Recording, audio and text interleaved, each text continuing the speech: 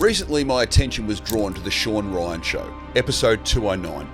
It featured two men who understand conflict better than most, Eric Prince and Eric Bethel. For those unfamiliar, Eric Prince was the founder of the private military company Blackwater. He's a former US Navy SEAL and one of the most controversial yet influential figures in modern security operations. Eric Bethel, on the other hand, is a former US executive director at the World Bank and an expert on Chinese economic warfare, especially their use of finance and tech as tools of influence. Their discussion turned to Taiwan, a place most have heard of but don't truly understand the stakes.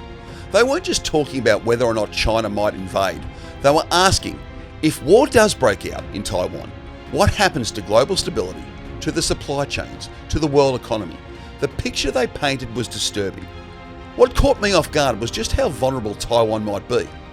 I'd always assumed they were heavily fortified, but the reality is more sobering. Taiwan is home to just over 23 million people. Its active duty military consists of around 169,000 full-time personnel, with a larger pool of reservists estimated to be around 1.6 million.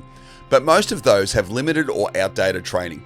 Their air force includes fewer than 300 combat-ready aircraft, and their navy is made up of just over 100 vessels of various types, including destroyers, corvettes, and a few submarines.